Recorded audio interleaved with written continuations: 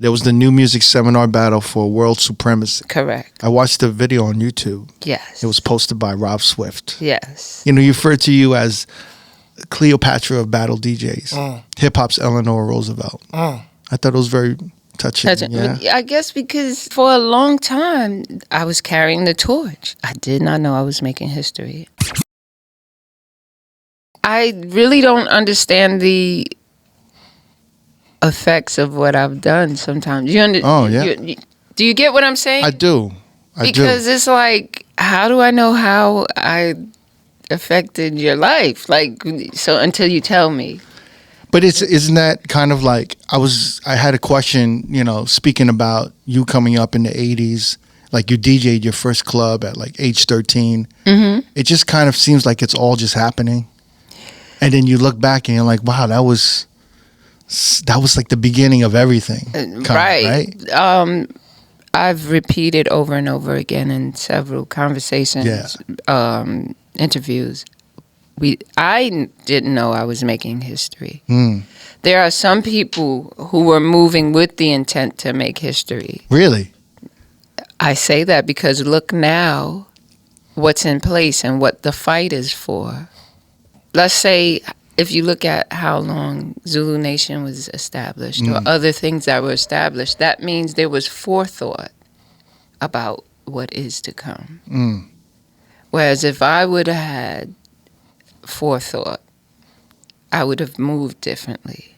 Like how so, do you think? Do you think about that? What you would have done differently? I wouldn't have done it over. But there's many things that I would have done differently because of the knowledge that I have. I would have assessed my time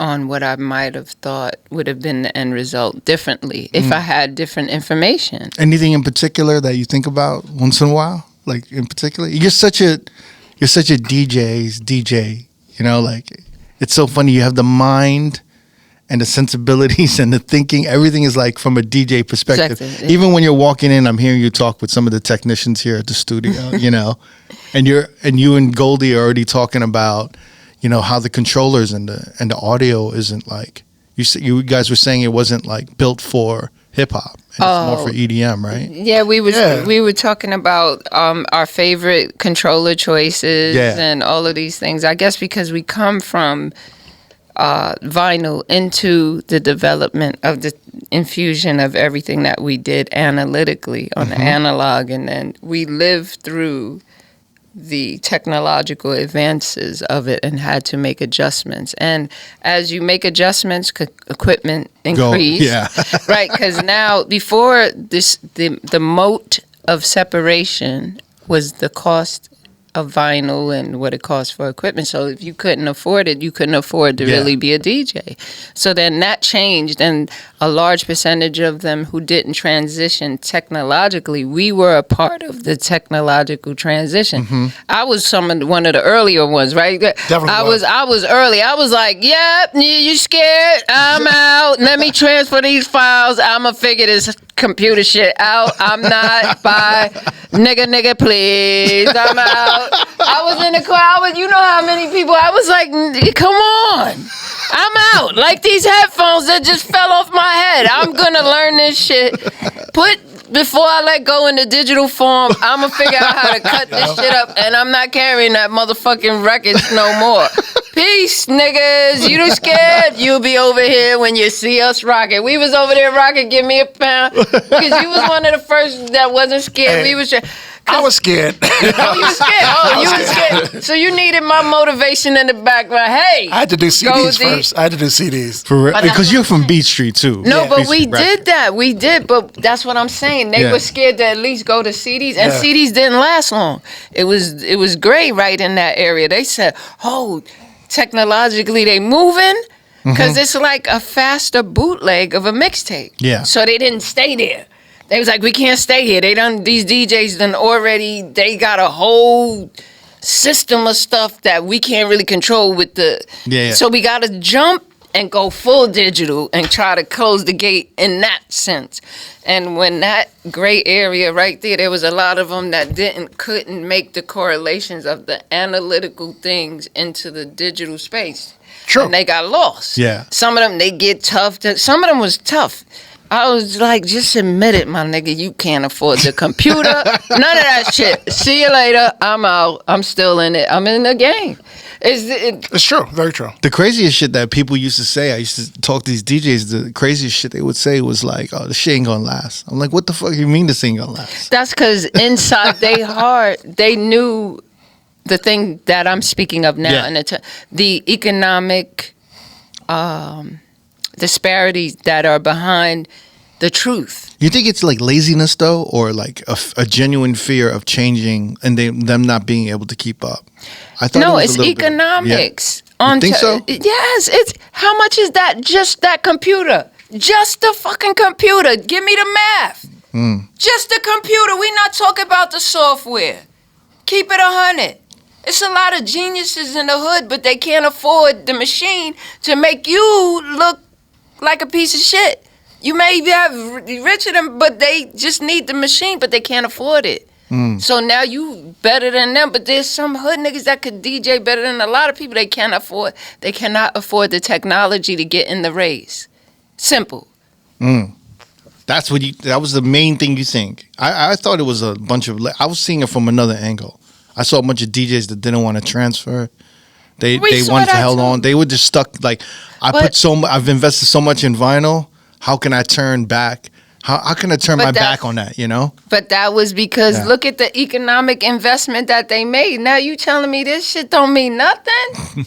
Yeah.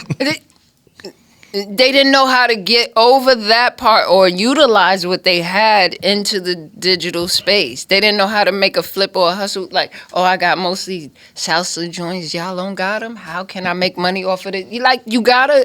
It's all a constant. Oh, you out here too? Okay. We. How do we find gigs? How do we make things up? It's all a kind of shaking the dice and rolling it out there based on what we have. Yeah. And taking that chance. But a lot of them don't have the... Tell me, come on, how many DJs, if you gave them a shot right now, their computer would self-destruct in like 60 seconds? Because it doesn't have the updates. It takes technological... you have to keep your equipment fresh and up to date, and that costs money. But it helps to be a nerd, right? It helps to be a nerd. Yes, the geeks do help you get that's the whole point of this. The DJ side of it was the geeks. Because who in the days as these little minds, they were the smart kids who hooks up equipment to the lamppost and then knows the ohms and the no, we have to, at this point, this kind of gauge wire has to go from here to here to protect. So you were there for all of that? Were you like yes. helping? So you were a nerd. You were a complete, or you were borderline. You were on that. A closet nerd? I'm an only child. So by default, I read and figured it out. I had no bounce off. Yeah. So...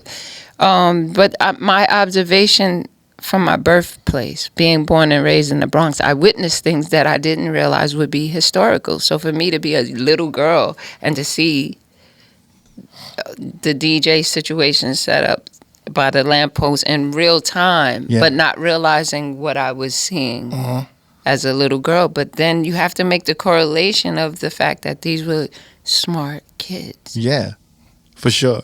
So wait, I'm wondering, what was your first vision of a DJ, and when were you like, oh, I kind of want to fuck with that, you know? Were you, obviously you were in the parks, were you like just standing by the DJ booth?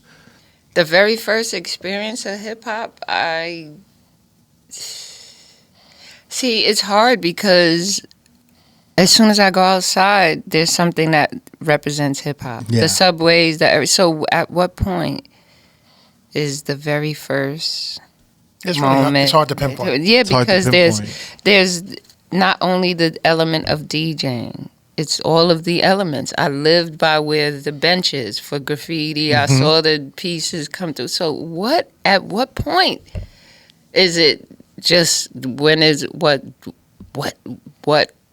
outside jam did I see the DJ for the first time? I don't have it in my mind to say, boom, this is the moment. But I was born and raised in the Boogie Down Bronx. Yeah. So there wasn't anything in particular that kind of just made you be like, I got to do this. I got to start learning this. At the time, I had early signs of Crohn's disease, and my mom was a nurse. Long story short, she put me in the care of a family that was close to our family. Back in the days, families would raise each other, to families together, and call each other cousins out. So I was being shown love and taken in while I was in questionable health situations with the early signs of Crohn's. And where was that? In Forest Projects. You're right in the mix. Yeah, I know Fat Joe when he was a little boy with boogies and stuff, and his older, his older brothers and uncles. Like, I saw all of that by happenstance of my circumstance and my mom putting me in a situation that was the best care. And the people who were taking care of me were the Carters in 950 Forest Avenue, Forest Projects. And the son knew how to DJ. He had 7 MCs. I used to have to wait to watch karate flicks first, right? You know about the karate flicks on Saturday. Yeah. So that ended at 3, right? But I'm there based on my health, and my mom's working 12 hours with it. So I'm just there to be taken care of because I'm in a questionable health situation they're trying to figure out. It wasn't diagnosed yet. So he's there. So I'm there, and everything is in wax on, wax off mode, if you will.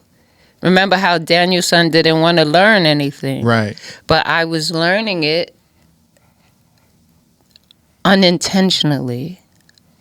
Just being around. Right. So there would be times when they'd be like, Joyce, just come here and fuck around. No, just being exposed. Nah, I'm going to get you to that. Yeah. So the wax on, wax off. So I'm observing. So after karate flicks, everybody finished watching karate flicks, they come to DJ Chovy Chove. His name's Anthony Carter. May he rest in peace. Come to the house. Now I got to wait for 7 MCs. The MC, he's cutting up either the good times or the record,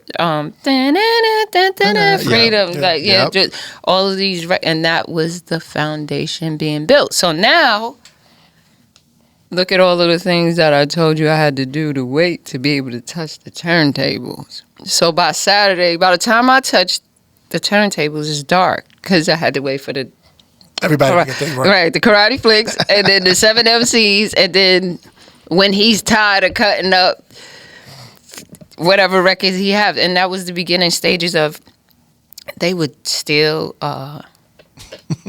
speakers from the subway to make speakers. Really? Because there was no mixer in existence. Like when you hear the stories of them taking the balance knob and making a mixer out of it. Yeah, it was real. That I saw this in real time. Crazy. Didn't understand what it was I was saying. That's what I said about those who understood what the intention, what the historical steps were going to be later. That's why you hear the arguments now over who did this, who owns that, we was first, because they had foresight on what it was, but there was participants like me who didn't. I just happened to be born in the Bronx. Because if I was born someplace else doing the same things that I was, it wouldn't be as... It would have been somebody else. Yes, it wouldn't be as recognized, or I wouldn't have been as hated or targeted or assisted, whatever it is. I would have been out of the sight of the core of the development of this. I was an unforeseen, like, who is she with? Who's she with? Who and nobody don't want to contend, but who is she with? And I was just a little girl from the Bronx by myself who fell in love with this. Yeah.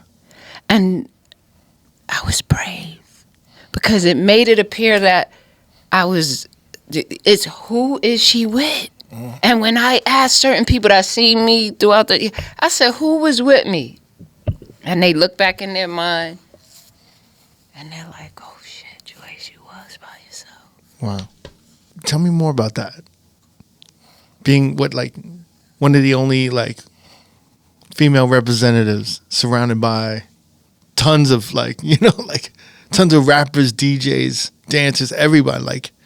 I remember at the time, from my understanding of hip hop, I grew up in New York. I grew up in Manhattan. So for me, whenever we saw a dance crew or DJs or rappers, the female dancer, the female rapper was the special, the surprise kind of secret weapon. The secret weapon. Yeah. Oh. You know what I mean? Right. So, but look, when you think about my journey, I was poised and positioned as that. But at least in those other situations, and I'll explain further why my theory on that is, at least in those other situations, those women were informed of what they were. I wasn't informed that I was a tool of war. Sometimes someone is Trojan horsed and they don't even realize that they are the weapon. That should sound like a Marvel movie. Yeah. Weapon X or some shit. Yeah, but Is this a villain story or hero story? It's gotta be a hero story. But you know what I'm saying? So when you think about the earlier stages of me in the battle scene, when you mentioned that I was put in that position. But look at what was in place. Those are the foundations and platforms and things that were set in place with the understanding of the futuristic value. Dude, she battled Cash Money. I know. That's what Right. I mean. But who prepared me? Which goes back to the same Which was theory. I was going to ask you. Was fucking nuts. Which is the theory of what you said about how females sometimes were... But being that you're Asian, this is not racist. Okay, yeah. But a lot of the samurai were female. You do know. I didn't know that, no. Look into it. They were. Because how do you think all of a sudden there's a warrior in the forest and then all of a sudden you see this beautiful, angelic Asian woman with some white cloth in the forest? Where does she come from? Usually what happens is that's the cloth between their armor. They drop it quickly. It's in the bushes. And then they appear as beautiful. So they were chasing this who they thought was a warrior. And find out, right. Now you're enchanted, and you might not see her sword as she swings. Theory. So I was trained by DJ Scratch and DJ Clark Kent, trained and prepared for that. For that 1987 battle? With Cash Money. Yeah, there was the New Music Seminar battle for world supremacy. Correct. And I watched the video on YouTube. Yes. It was posted by Rob Swift. Yes. And he said some really beautiful things about you. Some beautiful, touching things in the caption. I wanted to, you refer to you as Cleopatra of battle DJs. And the hip-hop's Eleanor Roosevelt. I thought it was very touching. Yeah? I guess because for a long time, I was carrying the torch. Yeah. For a long... If you have the history, if y'all got whoever, she where is it? There isn't any. So I did not know I was making history. A lot of people probably didn't know. Or then again, look at what I said about the economics of it. Somebody else would have threw their female into the game, but how was she going to catch up? And then what if they made her catch up in the vinyl sense and then we switched again? Technologically, that would have been... So it was completely happenstance. By birthplace of where I landed and came through my mom's canal on this earth and landed in the BX. Yeah. You know, he said that you were close to pulling off an upset victory. 3 points was the like if you go down to the technical. Yeah. It was a 3-point difference. And then the fact that she used the record that he actually used the lick. So she was cutting on it first and did that joint. You know what I mean? That was again. That was Scratch and Clark Kent preparing me. And then let me tell you real quick about some of the processes of preparing for it. So this is the 1990s, whatever. 1987. 87. I said 90s. Yeah. So phones were still on wire. So I had to. This reminds me of I had a phone with a long wire.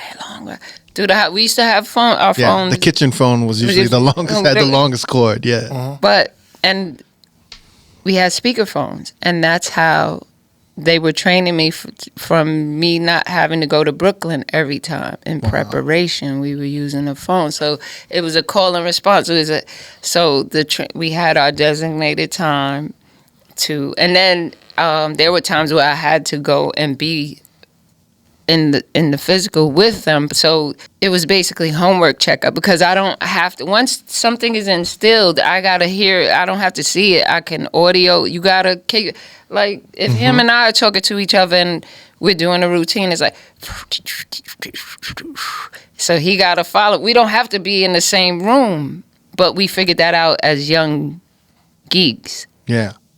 Way before FaceTime, before all this stuff. So did you have your own equipment? Or like when did you first get equipment? It took me a couple of years to get my own equipment. That was part of the reason why I felt the way with the earlier dynamics of like when I was with Sweet Tea and stuff. I was fighting for a different economic split on the bottom line so that I could be able to get the equipment so that I wouldn't have to be in negotiations and put in a sense, not to accuse anybody, but if I'm always having to borrow or whatever, I'm putting my everything on the line. Like, what am I negotiating to get the turntables for us to be able to do a show when we could just get a better split on this? I don't have to bother you. I'm helping maintain on the technical end.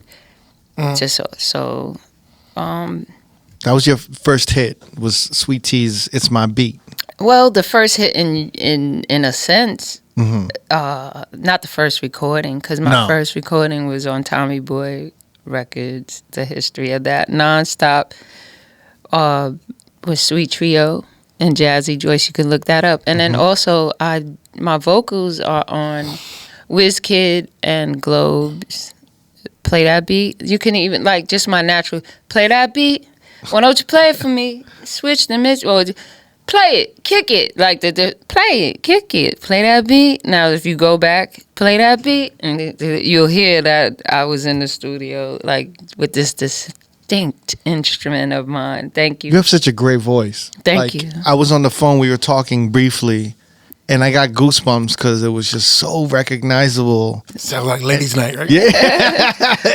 It's just so much history from the 90s to 2000s. And I wish I was more aware of the power of it back then. It was just, really. Nobody.